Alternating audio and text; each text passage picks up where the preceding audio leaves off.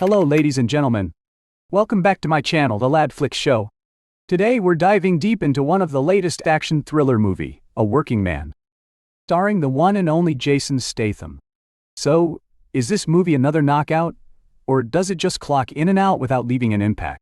But before we get started, I'd really appreciate it if you could subscribe to my channel and hit that bell icon. Your support helps me bring you more awesome movie breakdowns. Let's get started.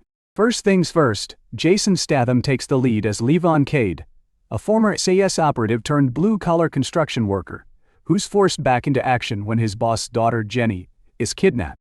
What follows is a brutal rescue mission where Cade battles Russian mobsters, biker gangs, and corrupt officials.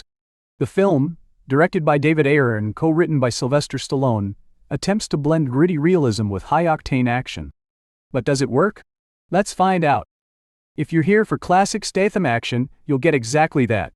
He delivers his signature tough guy performance, stoic, intense, and full of hard-hitting fight sequences. But while he's reliable, the depth of his character is questionable. Levon Cade feels like a rinse-and-repeat version of his previous roles, and some critics argue that his emotional range is limited.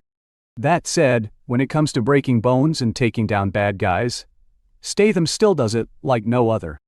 Michael Pena plays Cade's boss, Joe Garcia, while Arianna Rivas takes on the role of Jenny, the kidnapped daughter.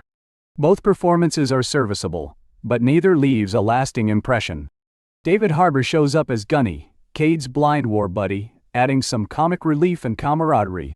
However, Pena and Harbour feel underutilized, as if they're just here for the paycheck, rather than to elevate the story. The action sequences are brutal and relentless, but there's a catch: the editing. Ayer leans into rapid-cut fight scenes, which, instead of enhancing the intensity, makes some fights difficult to follow.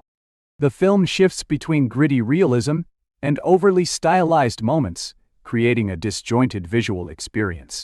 Some scenes feel like a Stallone-driven throwback to 80s action flicks, while others scream modern, shaky camera chaos. The inconsistency is hard to ignore. A Working Man tries to explore themes of working-class heroism, masculinity, and justice, but it often comes across as forced. The movie heavily leans into divorced dad energy, portraying Cade as the rugged, all-American protector, while subtly painting Joe Garcia as too soft to save his own daughter. It's a strange dynamic that may not sit well with everyone. Statham's action sequences, some well-executed brutal fights, and a few unintentionally funny moments that make it entertain me. Sloppy editing, a predictable storyline, inconsistent visuals, and characters that lack depth. Plus, the script's dialogue, co-written by Stallone, is filled with cliches and heavy-handed lines that feel straight out of an 80s action film, but not in a good way. So, does A Working Man deserve your time? If you're a die-hard Statham fan who just wants to see him beat up bad guys, you'll have fun.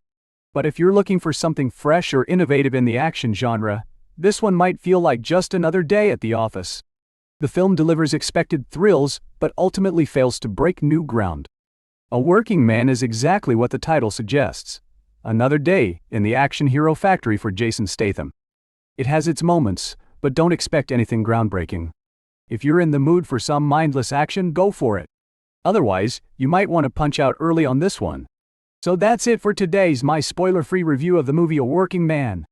What do you think? What do you think? Are you excited to see this movie? Drop your thoughts in the comments below. Let's chat about it.